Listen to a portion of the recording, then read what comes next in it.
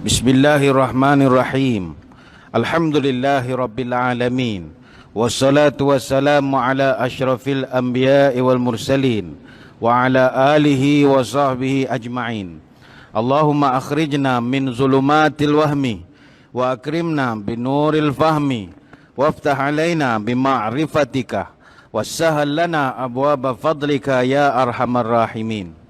Terima kasih Yang Berusaha Al-Fadhil, Tuan Pengacara Majlis. Yang saya muliakan para pegawai, ahli-ahli jawatan kuasa Masjid Sayyidina Osman Ibn Affan, Bantura, Bandar Tun Razak. Seterusnya, rakan-rakan dari Pusat Pungutan Zakat Majlis Agama Islam Wilayah Persekutuan, terutamanya Al-Fadhil Ustaz Muhammad Syafiq bin Abdullah.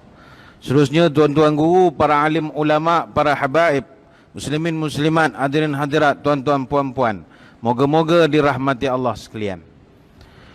Malam ini program Tazkirah Maghrib kita dibawakan kepada tuan-tuan puan-puan oleh pihak Pusat Pungutan Zakat Majlis Agama Islam Wilayah Persekutuan.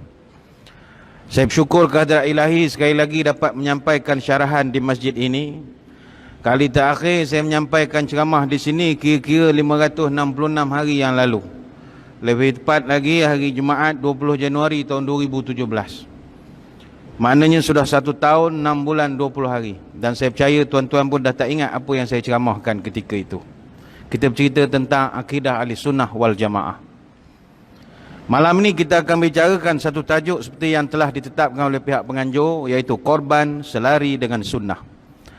Tuan-tuan hadirin hadirat sekalian, hari Isnin ni insyaAllah panjang umur kita akan memasuki bulan baru, bulan Islam, iaitu 1 Zulhijjah. Yang mana inilah penghujung dalam kalender Islam, bulan 12 dalam kalender Islam.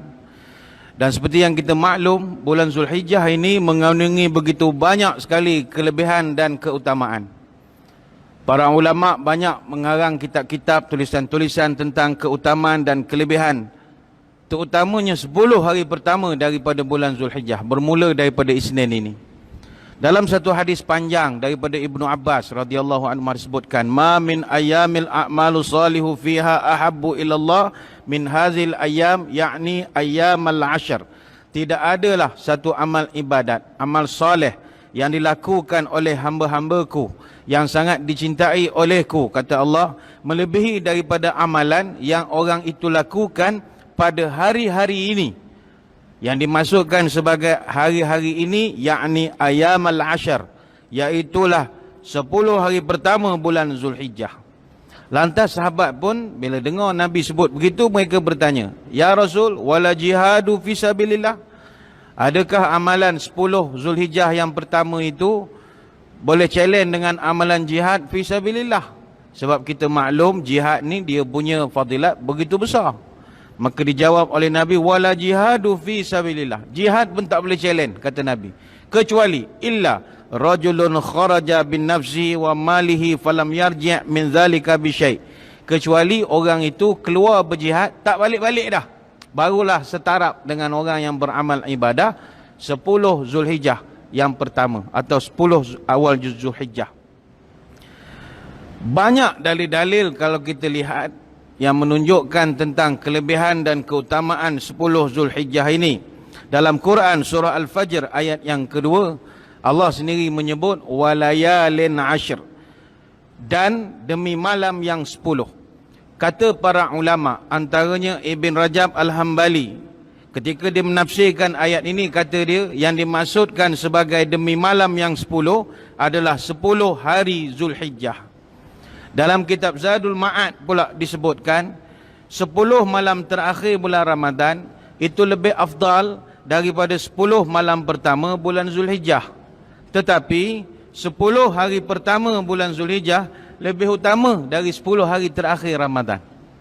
Siangnya memiliki fadilat yang besar. Kalau malam tak boleh challenge Ramadan, tapi siang tak boleh challenge Zulhijjah. Apa sebab? 10 hari pertama Zulhijjah dia mulia kerana banyak ibadah-ibadah yang grand dilakukan. Antaranya melakukan ibadah haji misalnya. Haji, korban, raya, semuanya rentetan daripada 10 Zulhijjah. Maka bagaimanakah kita nak meraihkan ataupun nak menyambut 10 Zulhijjah ini.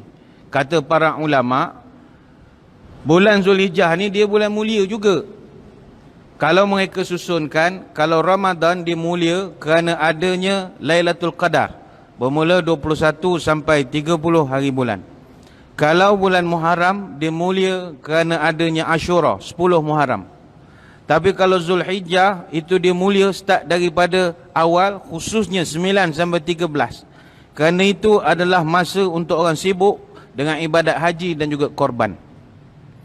Maka bagaimanakah kita nak memuliakan bulan ini? Disebabkan Allah Ta'ala juga memuliakan bulan ini. Pertamanya kata ulama, semolek-moleknya kita melakukan ibadat puasa, iaitu bermula daripada 1 sehingga 9 Zulhijjah. Sangat-sangat digalakkan dan dituntut. Ada satu hadis daripada Hunaidah bin Khalid radhiyallahu anhu, kana Rasul sallallahu alaihi wasallam yasumu tis'a Zulhijjati wa yaumal Ashura wa salasata ayyamin min kulli syahrin awwal itsnain min asy-syahri wal khamis. Hadis Abu Daud. Kata sahabat, Nabi biasa akan melakukan puasa pada 9 hari awal Zulhijjah, kemudian pada hari Ashura 10 Muharram, dan puasa 3 hari tiap-tiap bulan, dan khususnya hari Khamis. Ini amalan puasa baginda Nabi. Dan ramai para sahabat yang mempraktikkan puasa sepanjang 9 hari awal Zulhijjah. Antara yang terkenal adalah Ibnu Umar radhiyallahu anhumah.